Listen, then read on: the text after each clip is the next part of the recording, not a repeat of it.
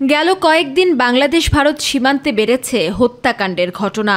স্তব্ধ ও থমথমে অবস্থা সীমান্তে, বিশেষ করে দুজন কিশোর কিশোরীর মৃত্যু নাড়া দিয়েছে বিশ্বকেও।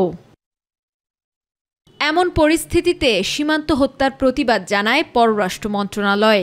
এর আগেও অসংখ্যবার প্রতিবাদ করেও সুরাহা হয়নি। তবে পররাষ্ট্র উপদেষ্টা জানান, নির্বিচারে করা এমন হত্যার বিচার এবং হত্যাকাণ্ড বন্ধ চেয়েছে ঢাকা।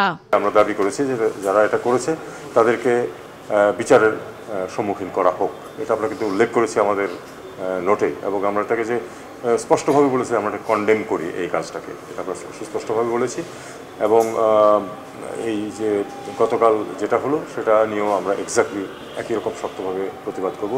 বিএসএফ এর এমন আচরণ দুদেশের সম্পর্কে ফাটল ধরাবে কিনা জানতে চাইলে উপদেষ্টা তৌহিদ হোসেন বলেন, নিঃসন্দেহে এমন ঘটনা নেতিবাচক প্রভাব ফেলতে পারে। এটা বাংলাদেশ ভারত সম্পর্কের ক্ষেত্রে একটা অত্যন্ত নেতিবাচক ভূমিকা রাখতেছে। এটা দুই দেশের স্বার্থেই উচিত এটা থেকে বেরিয়ে আসা। এটা ভারতের কোনো উপকার করছে এরকম কাউকে আমি বলতে শুনি।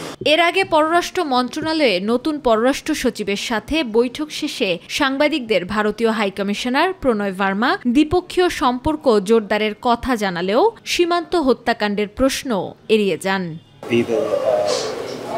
Continue to take forward the relationship in multifaceted areas in which we are engaged.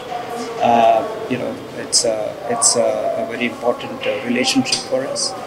Amena Hira, my TV, Dhaka.